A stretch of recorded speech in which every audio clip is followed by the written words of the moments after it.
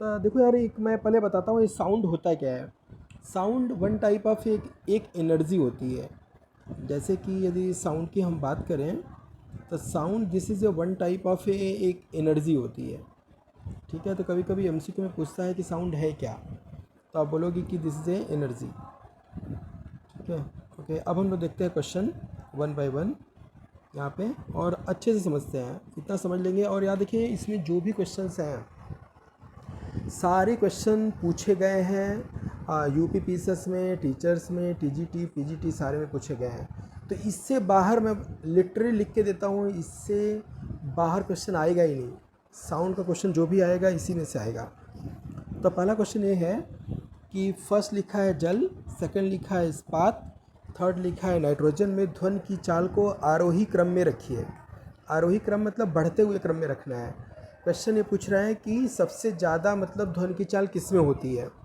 तो for your kind information मैं आपको ये बता दूं, ध्वनि की जो चाल होती है सबसे ज़्यादा सॉलिड में होती है। सबसे ज़्यादा सॉलिड में होती है। ठीक है, तो सबसे ज़्यादा सॉलिड, सॉलिड का मतलब इस्पात सॉलिड हो गया।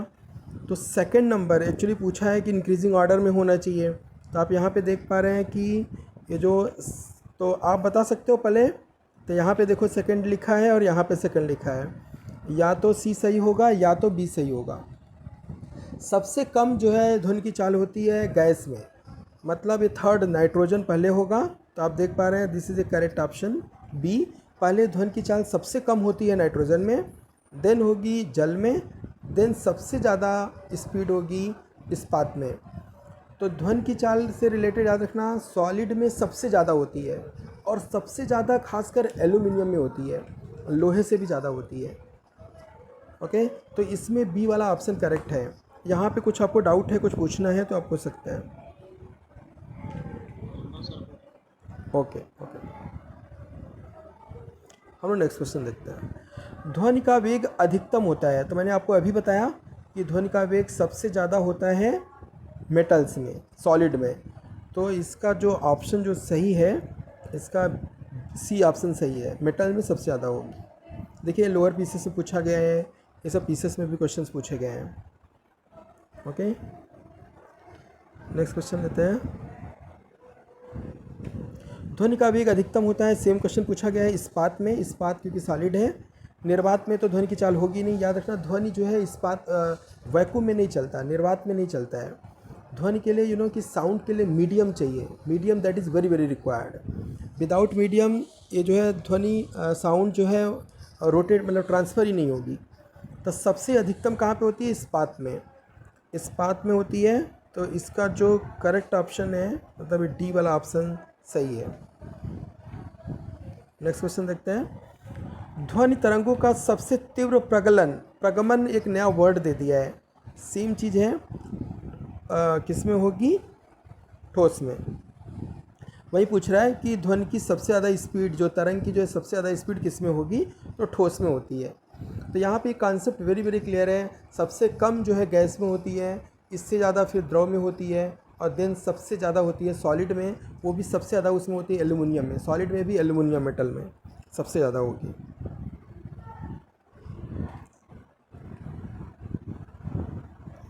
ओके, नेक्स्ट क्वेश्चन देख लेते हैं।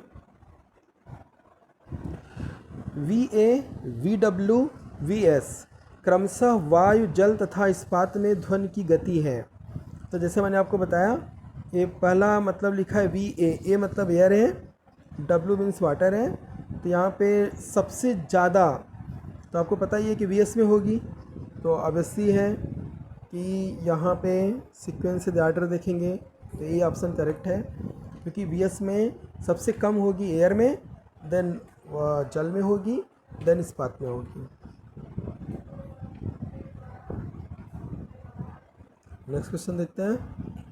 यस, लगभग 20 डिग्री सेल्सियस के तापमान पर किस माध्यम में ध्वनि की गति अधिकतम रहेगी? बताइए इसका ऑप्शन, राजकुमार। इसका ऑप्शन क्या करेक्ट होगा? यस, करेक्ट करेक्ट, लोहा, क्योंकि because that is a solid, that is a solid है, और सबसे ज़्यादा लोहे में होगी। सही सही, करेक्ट करेक्ट। नेक्स्ट क्वेश्चन देखते हैं। ध्वनि तरंगे निर्वात में चल सकती हैं, नहीं चल सकती हैं। केवल ठोस अवस्था माध्यम में चल सकती हैं, ठोस में चल सकती हैं। केवल गैसों में चल सकती हैं, गैसों में भी चल सकती हैं। बट इसका एप्रोप्रिएट आंसर है कि ठोस तथा गैस दोनों माध्यमों में चल सकती हैं। तो इसका ऑप्शन सही है D. D option is the correct.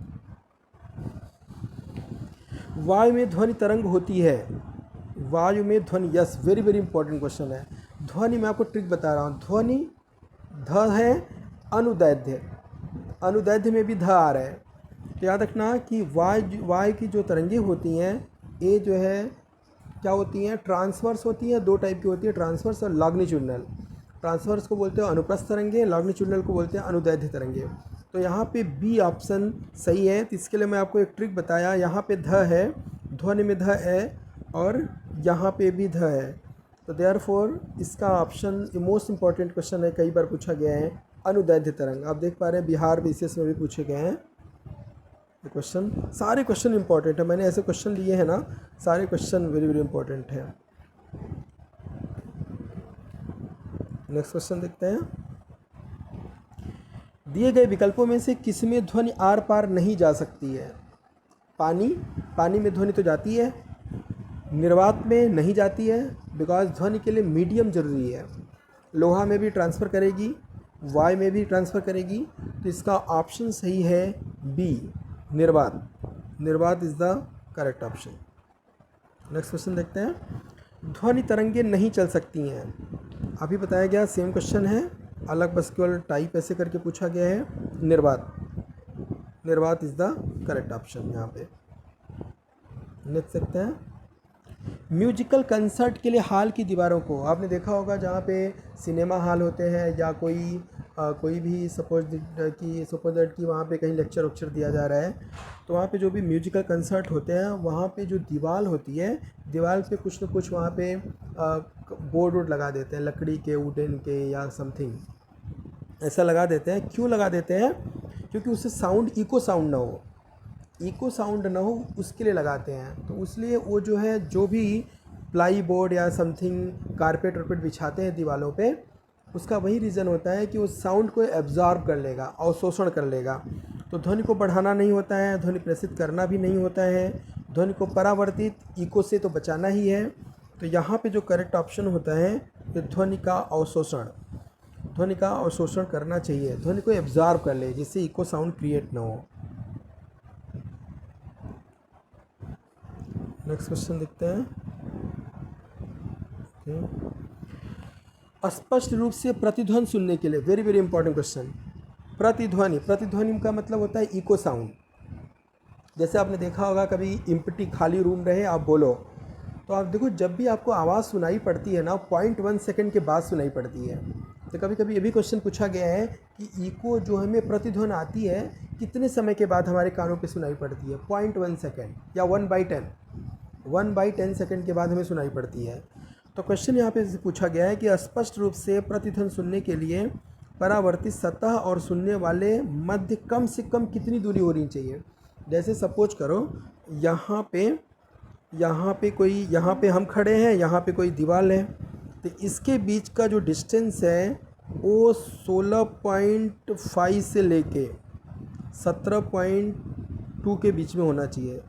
16.5 से लेके 17.2 के बीच में, इसमें कहीं की इसी बीच में यदि एमसीक्यू रहेगा तो वही टिक करना है। तो आप यहाँ पे देख पा रहे हैं 16.5 मीटर, ये मीटर है। कभी कभी यहाँ पे फिट में भी रहेगा, तो मीटर को फिट में आपको कन्वर्ट करना रहेगा, ठीक है। या तो हम 56 इसको फिट बोलते हैं, यदि मीटर में इसको फिट में आप कन्वर्ट करेंगे तो 56 फिट हो जाएगा। तो ये वेरी वेरी इंपॉर्टेंट क्वेश्चन है। इसका जो आंसर है वो डी वाला ऑप्शन सही है। D option is the correct.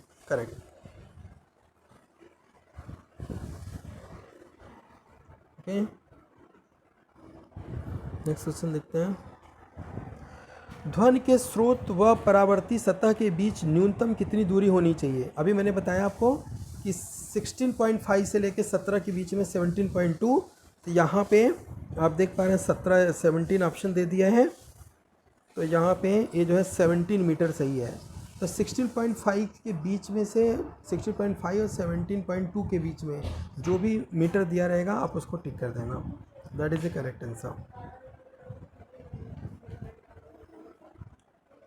Next question देखते हैं। ध्वनि का वेग वायु में अनुमानतः है, ये आपको पता है कि 332 होता है, लेकिन यहाँ पे एमसीक्यू में 332 नहीं लिखा है, 330 लिखा है, तो हम यही कंसिडर कर लेते हैं कि 330। तो इसका जो ऑप्शन सही है वो क्या है, 330। कभी कभी ऐसा भी क्वेश्चन आता है कि 0 डिग्री सेल्सियस पर ध्वनि का वेग क्या होगा, तो 0 डिग्री सेल्सियस पे याद रखना वेरी वेरी इंपॉर्टेंट है, 331 हो जाता है, 330 ना होकर 331 हो जाता है 0 डिग्री सेल्सियस पे।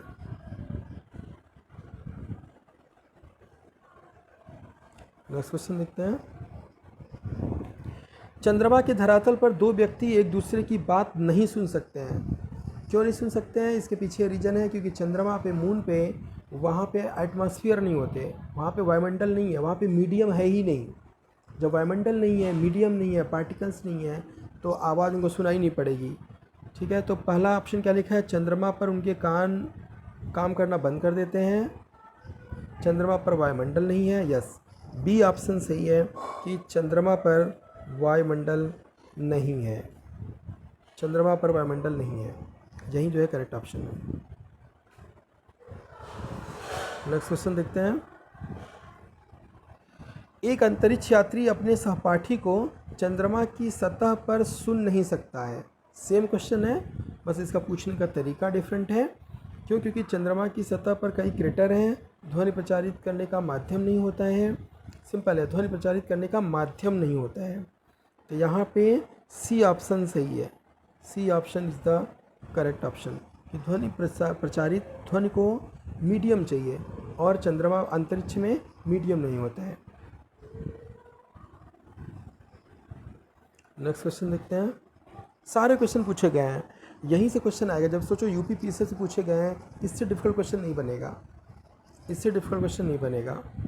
पराश्रव्य वे ध्वनियाँ हैं, तो मैं आपको बता दूं एक्चुअली ध्वनि 3 टाइप की होती है, श्रव्य तरंगे, पराश्रव्य तरंगे और अपश्रव्य तरंगे। तो यहाँ पे मैं आपको ये बताना चाहूँगा डिटेल्स में कि जो श्रव्य तरंगे होती हैं, श्रव्य तरंग, जो श्रव्य तरंग होती हैं, इनका जो रेंज होता है 20 हर्ट्ज से लेके 20,000 हर्ट्ज तक होता है, 20 हर्ट्ज से लेके 20,000 तक होता है। और जो अपश्रव्य तरंगे होती हैं, अपश्रव्य तरंगे,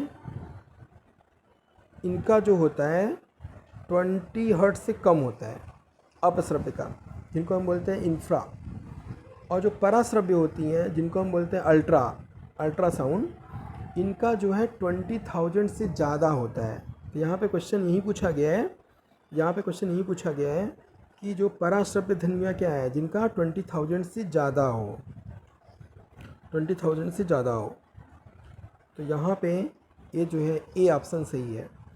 तो याद रखिएगा आप, श्रव्य के लिए 20 से लेके 20,000 के बीच में, अपश्रव्य के लिए 20 हर्ट्ज से कम होना चाहिए, और पराश्रव्य के लिए 20,000 से ज़्यादा होना चाहिए। ये हम आवाज़ नहीं सुन सकते हैं, ये आवाज़ एक्चुअली कुत्ता, बिल्ली, चमगादड़, बैट सुन पाते हैं। तो कभी कभी ये भी क्वेश्चन आएगा कि पराश्रव्य तरंगे कौन सुन सकता है, तो चमगादड़, कुत्ता और बिल्ली सुन सकते हैं। दूसरी बात एक और है कि पराश्रव्य तरंगे ना, ये सब ज़्यादातर वहाँ पे यूज होती हैं, जैसे फॉर एग्ज़ाम्पल सोनार, जैसे मान लो समुद्र की गहराई मेजर करनी है, या तो हमें जैसे कि कार्डिक, हम लोग ईसीजी, ये सब होता है, यहाँ पे भी पराश्रव्य तरंगे यूज होती हैं। जितनी भी मेडिकल साइंस वाली दुनिया है, जो ये सब, तो वहाँ पे भी पराश्रव्य तरंगे यूज होती हैं। इसका 19 का ऑप्शन ए सही है। नेक्स्ट क्वेश्चन देखते हैं।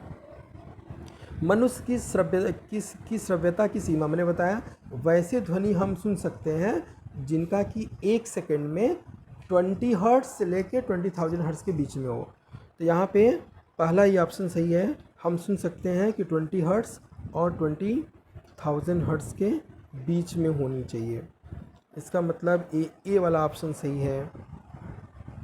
ये भी MPPCS में पूछे गए हैं क्वेश्चंस। नेक्स्ट क्वेश्चन देखते हैं।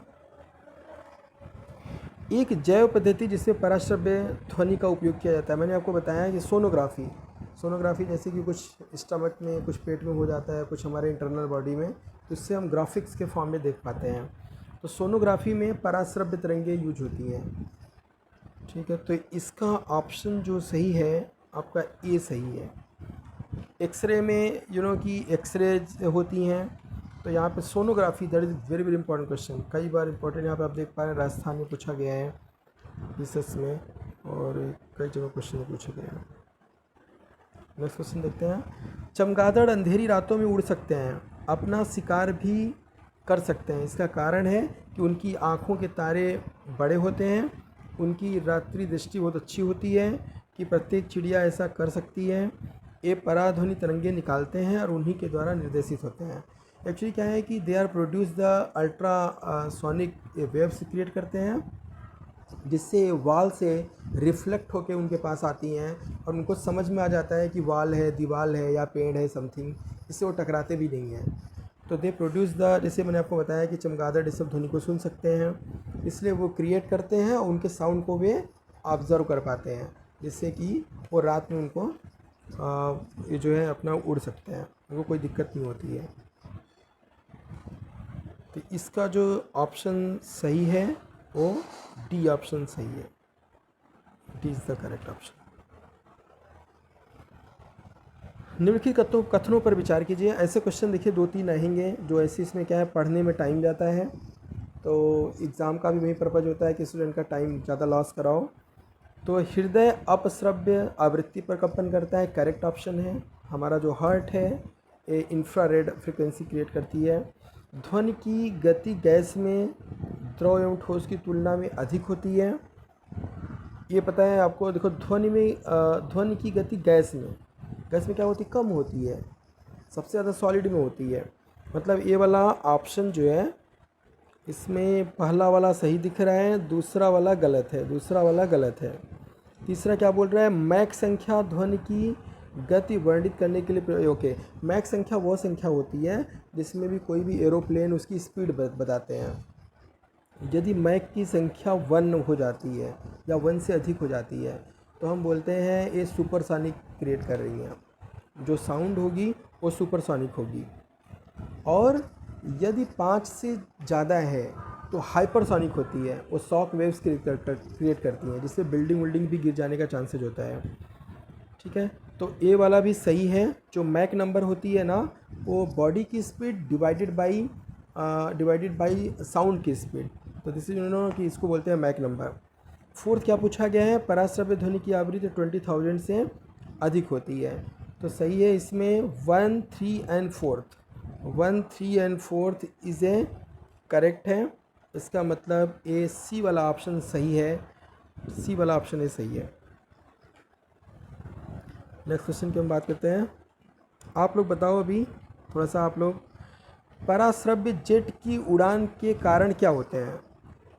अल्ट्रासोनिक जब जेट जो है उड़ते हैं तो क्या होगा, हवा में प्रदूषण होगा कि आँख के रोग हो जाएंगे, ओजोन लेयर में बाधा आएगी, इनमें से कोई नहीं। ये एमपी सोचो आप, एमपी पीछे से पूछे गए।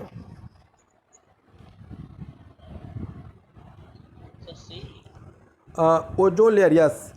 क्यों, क्योंकि देखो जब ये सुपरसोनिक जो जेट उड़ते हैं, जब जेट उड़ेंगे तो साउंड क्रिएट करेंगे, हवा में प्रदूषण तो होगा ही नहीं क्योंकि कोई गैस तो रिलीज़ नहीं कर रहे हैं।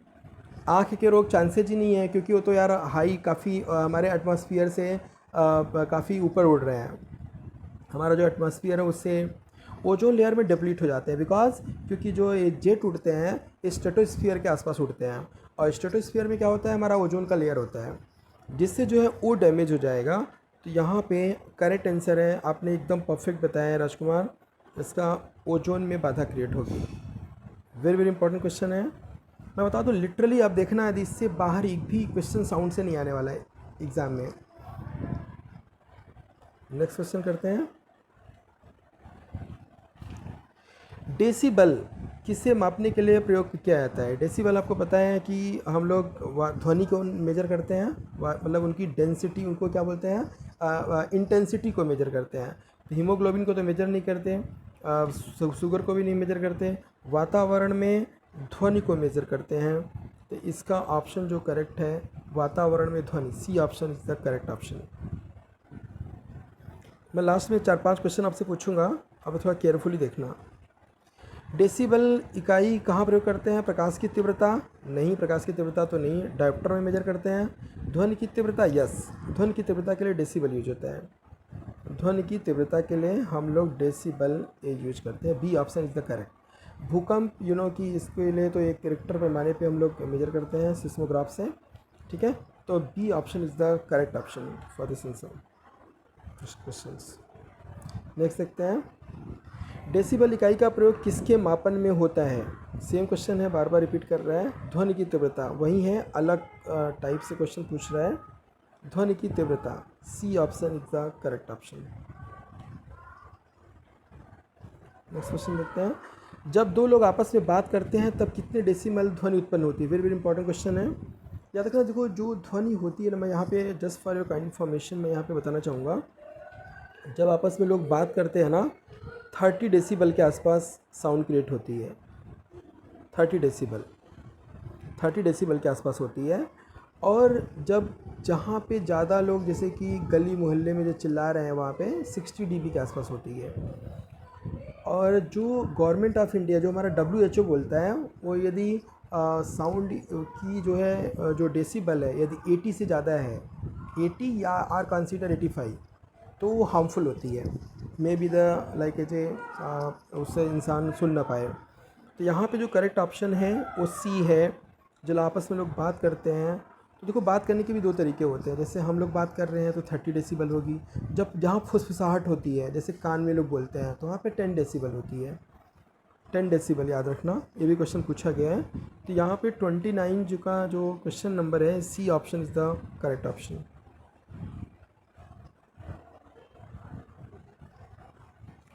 100 डेसिबल का नॉइज़ प्रबलता का स्तर संगत होगा। 100 decibel means too much noise, सबसे ज़्यादा सुनाई भरने। तो यहाँ पे ऐसा जो है साउंड जो क्रिएट होती है, ये सब फैक्ट्री में होती है। सामान्य में तो आपको पता है 30 डेसिबल होती है। जहाँ शोर शराबे भी हो गए मोर देन 80 डीबी हो जाती है, 60 से 80 डीबी के आसपास। तो जहाँ पे यंत्र कारखाने हैं, आपने देखा होगा यंत्र कारखानों में ज़्यादा आवाज़ होती है, बिकॉज टूल्स वूल्स ये सब होते हैं। तो यहाँ पे जो ऑप्शन करेक्ट है वो है यंत्र कारखाने के शोर से। नेक्स्ट क्वेश्चन देखते हैं, विश्व स्वास्थ्य संगठन WHO के अनुसार एक नगर के लिए सुरक्षित ध्वनि स्तर है। मैंने आपको अभी बताया था, एक्चुअली ये जो है इसमें मिनिमम जो है वहीं आप ले लेंगे, क्योंकि इसका जो है एक करेक्ट ऑप्शन हो जाएगा 45 dB। 45 एक वेरी वेरी इंपॉर्टेंट क्वेश्चन है। देखिए, देख रहे हो आप, यूपी PCS से पूछा गया है, मेंस परीक्षा में पूछा गया है 2010 में। इससे डिफिकल्ट तो क्वेश्चन नहीं बनेगा। नेक्स्ट क्वेश्चन देखते हैं, मनुष्यों के लिए शोर की सहसीमा मतलब जहाँ तक हम सहन कर सकते हैं, जो हमारे लिए परफेक्ट है। तो मैं बताया आपको कि मैक्सिमम हम लोग बियर कर सकते हैं, उससे ज़्यादा that is a too much dangerous for us. 85 decibel, 85 decibel के बाद हमारे जो है ये सब जो कान के पर्दे उड़ते हैं ना, वो सब फट जाएंगे, हम लोग सुन नहीं पाएंगे। तो therefore correct answer is the 85 decibel. किस डेसिबल से अधिक की ध्वनि हानिकारक होती है?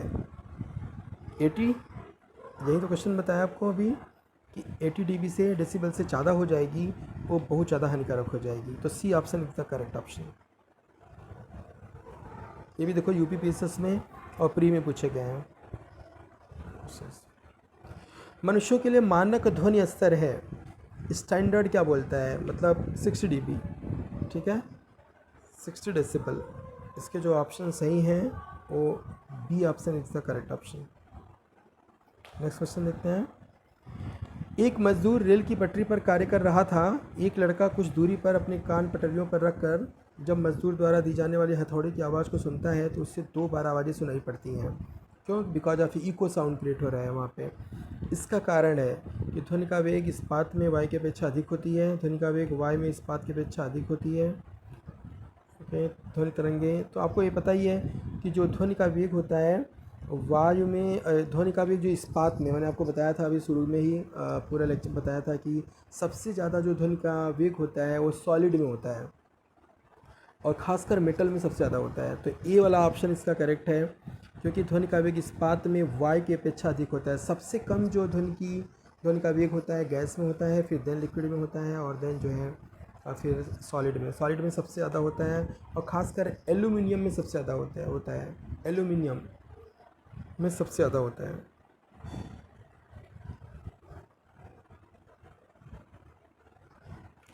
जब सितार और बांसुरी पर एक ही स्वर बजाया जाए तो उनसे उत्पन्न ध्वनि का भेद निम्न में से कौन से कारण किया जा सकता है। मतलब आप कैसे आइडेंटिफाई कर पाओगे कि कौन सा बांसुरी बज रहा है, कौन सा सितार बज रहा है। उनकी पिच के कारण, पिच या लाउडनेस या क्वालिटी, पिच एंड लाउडनेस, केवल क्वालिटी एंड केवल प्रबलता, लाउडनेस। आप बताना चाहोगे कोई आप में से? सर ए ए कौन सा बोल रहे हो? ऑप्शन ए, ऑप्शन राजकुमार। हाँ सर ए ऑप्शन ही हो जाएगा। देखो ए आई एस का क्वेश्चन है और 1995 का। कीर्ति आप बताओ, यदि ये कोई सितार है और बांसुरी है तो कैसे साउंड को हम विभेद कर पाएंगे?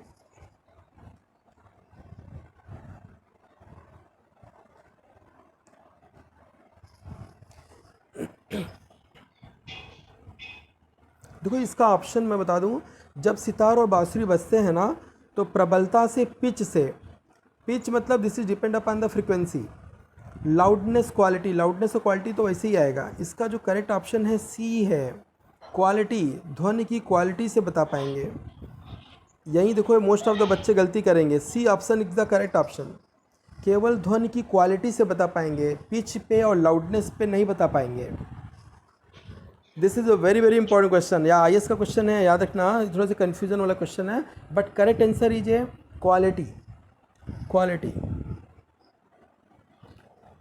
ऐसे सब क्वेश्चन आप बार बार रिपीट करो तब तो, नहीं तो फिर गलती होने के चांसेस रहेंगे।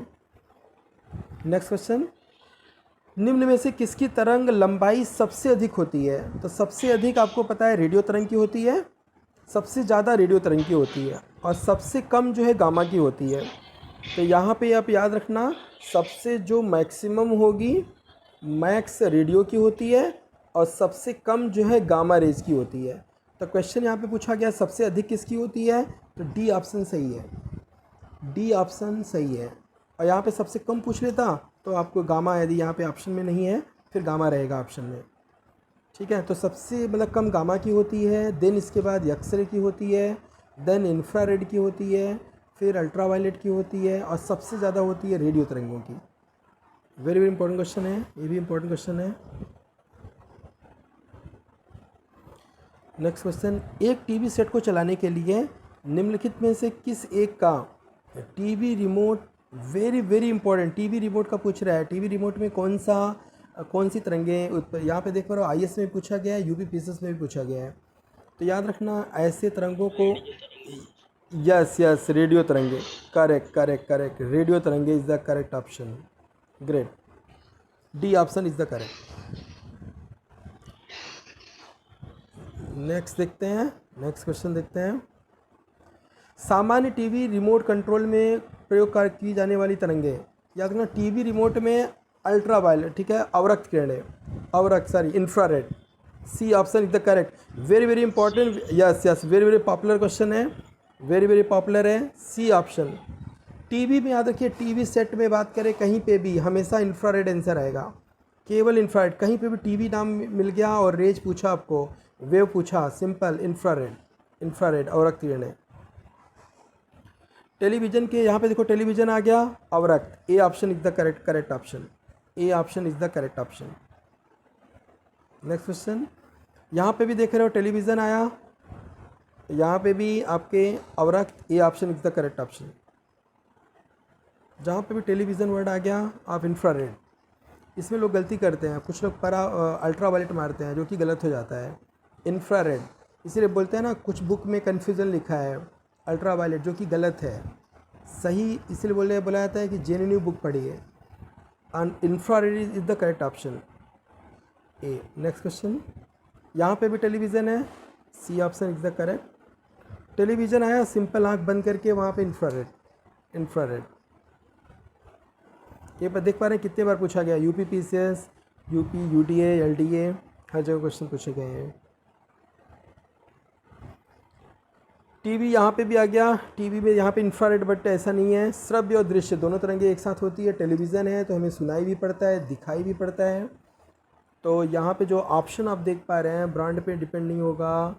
श्रव्य तुरंत प्रारंभ हो जाता है, लेकिन श्रव्य दृश्य बाद तुरंत प्रारंभ हो जाता है, श्रव्य बाद में होता है, ऐसा भी कुछ नहीं है, हमेशा सिमल्टेनियसली होते हैं, एक साथ होते हैं। देयरफॉर जो करेक्ट ऑप्शन है, श्रव्य और दृश्य दोनों एक साथ शुरू होते हैं। तो यहाँ पे जो ऑप्शन है A is the correct option. Next question देखते हैं। दूरदर्शन प्रसारण में चित्र संदेशों का संचरण होता है। Yes, very very important question, very very important. यहाँ पे देखिए, दूरदर्शन प्रसारण में चित्र संदेश जो होते हैं, जो संदेश होते हैं ना, आपको पता है फ्रीक्वेंसी मॉडल द्वारा होती है। फ्रीक्वेंसी कितने फ्रीक्वेंसी पे, जैसे आपने देखा होगा आवाज़ भी ट्रांसफ़र होते हैं, एफएम, ये सब। तो this is a B option is the correct option, B, आवृत्ति मॉडल। Next question.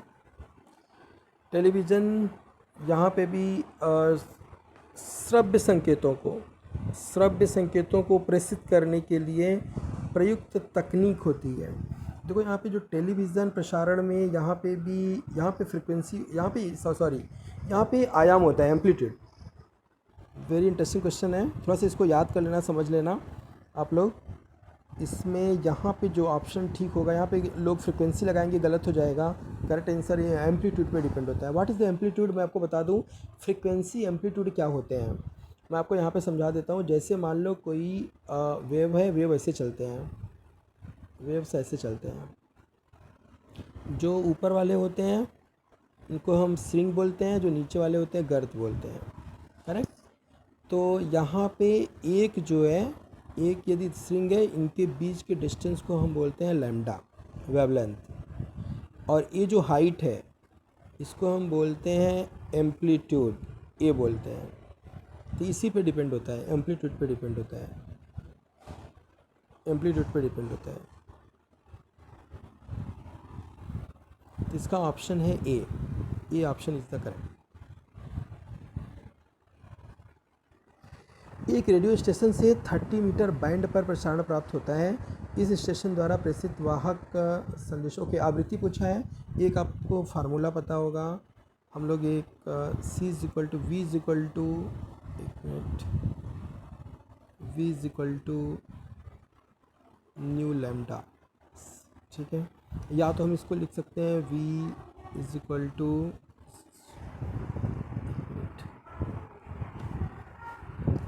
इसका फार्मूला किसी को पता है? V = क्या फार्मूला होता है? हाँ, इससे क्या फार्मूला? यस यस, ओके, हाँ V, हाँ या V = n lambda, V = n lambda, correct. V = n lambda. तो यहाँ पे क्वेश्चन क्या पूछा है आपको? n पूछा है, यस n पूछा हुआ है। तो मतलब ये क्या हो जाएगा? v मतलब यहाँ पे स्पीड ऑफ लाइट हो जाएगी, तो c डिवाइडेड बाई लैम्डा हो जाएगा। तो यहाँ पे जो c है, आप ऐसे क्वेश्चन को कर लोगे, स्पीड कितनी हो जाती है, स्पीड लाइट की कितनी होती है? 3 × 10⁸ डिवाइडेड बाई कितना हो गया? 30। इसको डिवाइड कर दोगे तो क्या हो गया? 10 हो गया, ठीक है। 10 ऊपर जाएगा तो क्या हो जाएगा? 10⁻7 हो जाएगा। 10⁻7 को ही आप क्या बोलोगे? 10⁻7 को यदि कन्वर्ट करोगे तो 10 × kilohertz. Okay, C option is the correct option, C option correct हो जाएगा, ठीक है।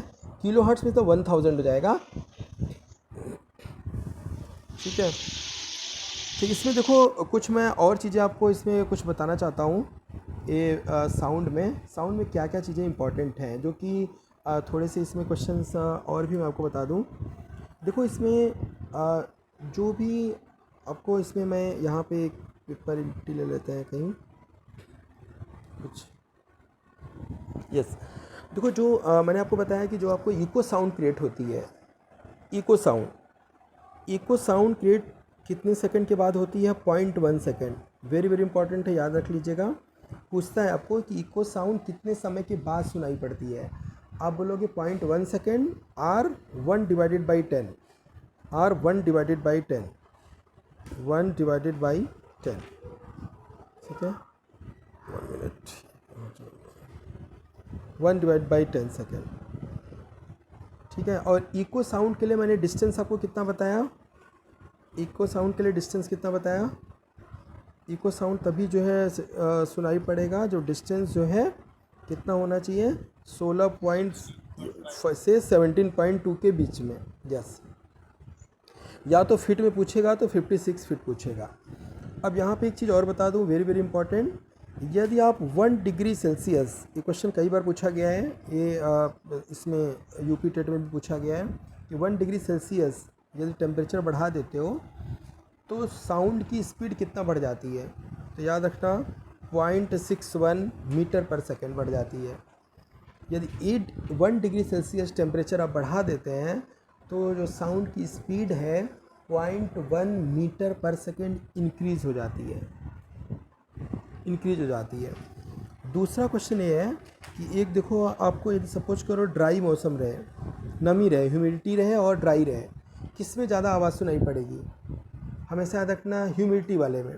क्यों? क्योंकि वहाँ पे डेंसिटी ज़्यादा हो जाती है। तो बारिश के दिनों में देखो आप बोलो, बिकॉज बारिश के दिनों में क्या होती है? ह्यूमिडिटी होती है, नमी होती है, तो ज़्यादा दूर तक आवाज़ सुनाई पड़ती है, जबकि गर्मी के दिनों में कम सुनाई पड़ेगी। ये क्वेश्चन ये है। और दूसरा एक और देख लेना, जैसे कि जो हम स्टेथोस्कोप जिससे कि हम लोग हार्ट का बीट्स चेक करते हैं, वो पूछता है ध्वनि की कौन से रूल के बेस्ड ऑन होती है? तो रिफ्लेक्शन, परावर्तन, ध्वनि का रिफ्लेक्शन होता है जिससे हमें वो सुनाई पड़ती है कानों पे। तो ये क्वेश्चन पूछा गया है। और भी क्वेश्चन पूछे गए हैं कि जो रडार होता है, रडार मीन्स आप लोग सब जानते होंगे, रेडियो डिटेक्शन एंड रैंगिंग इसका फुल नेम होता है। जो डॉपलर का इफेक्ट भी आप लोगों ने पढ़ा होगा, तो वो भी याद रखो, वो भी साउंड के जो है रिफ्लेक्शन के बेस्ड ऑन ही काम करता है। ठीक है, एक और वेरी वेरी इंपॉर्टेंट क्वेश्चन कई बार पूछा गया है कि जैसे सपोज दैट कि कोई रॉड जो है, कोई आयरन की रॉड है, सॉलिड है, एकदम परफेक्टली सॉलिड है, वर्ड रहेगा परफेक्टली सॉलिड, तो उसमें ध्वनि की चाल क्या होगी? अब देखो, कोई सिंपल रॉड है तो ध्वनि की चाल सबसे ज़्यादा होती है सॉलिड में।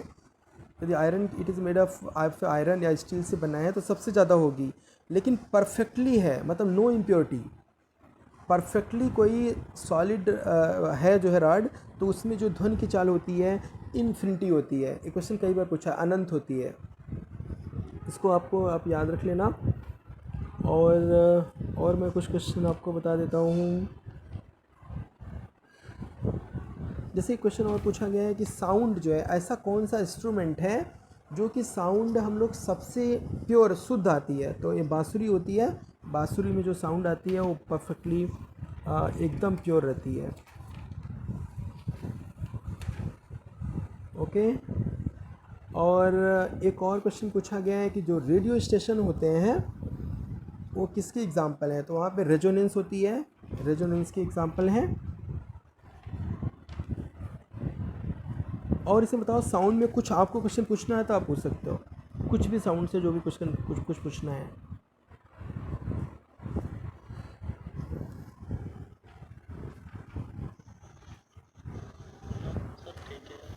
ठीक है, और देखो मैथ का अभी मैं यही ट्राई कर रहा हूँ कि मेरा एक्चुअली टाइम टेबल सारे सेट, एक्चुअली क्या है ना, मैं यार वो 3-4 क्लासेस भी ऑनलाइन 11th वालों को पढ़ाता हूँ, 12th वालों को पढ़ाता हूँ, देयरफॉर वो टाइम भी मेरे लिए थोड़ा सा डिफ़िकल्ट होता है मैनेज करना, और मुझे भी पढ़ना है। अभी सारे डेट आ गए हैं, क्लियर हो चुके हैं। टीजीटी का डेट आ गया है, पीजीटी का आ चुका है, आपका ये जूनियर वाला अगस्त में होने वाला है, फर्स्ट वीक में। तो आपके पास टाइम कुछ नहीं बचा है। अभी यही है कि आप लोग कम से कम एटलीस्ट 8 आवर्स ट्राई करो, फास्ट पढ़ने की ट्राई करो, जितना पढ़ पाओ आप, जितना पढ़ पाओ, 2-3-4 बुक सब पढ़ डालो। पहले बात तो एक एनसीईआरटी आप ज़रूर पढ़ लेना। मैं आप लोगों को बार बार रिक्वेस्ट करूँगा ना, 6 से लेके 10 तक पूरा एनसीईआरटी जो चैप्टर आपके सिलेबस में है 1 बाय 1 पूरा एक लाइन पढ़ डालना। That is very very important. मैंने ऑलरेडी 3-4 बार पढ़ लिया है, तो आप लोगों को भी मैं बोलूँगा कि एटलीस्ट इतना पढ़ लेना, क्योंकि वहाँ से भी बेसिक एटलीस्ट 10-15 क्वेश्चन रहेंगे वहाँ पे। और मैथ पे फोकस करना। मैथ पे चलो मैं भी अभी कुछ नहीं, आप लोगों को मैथ मैं डेली कराने ही वाला हूँ। डेली एक एक चैप्टर बोर्ड पे ही कराऊंगा जैसे मैं करा रहा था। तो करेंगे। और प्लीज़ इसको आप अच्छे से सब लोग साउंड पूरा कंप्लीट कर लो। तो ये मैं पीडीएफ भेज देता हूँ, और भी मेरे पास मैटर है, जितने भी मैटर हैं मैं सारे भेज देता हूँ। और आप लोगों के पास जो यूथ कंपटीशन की बुक है उसका भी देख लेना, उससे भी पूरा पढ़ लोगे तो पूरा कंप्लीट हो जाएगा। ठीक है, ओके, जी सर ठीक है। ठीक है, मैं मैटर भेज देता हूँ। कल से मैं ट्राई करूँगा कि मैथ और साइंस दोनों का क्लास ले पाऊँ आपका। ठीक है, कीर्ति आपको कुछ पूछना है? ओके ओके ओके ओके भाई। कृति कुछ पूछना है आपको?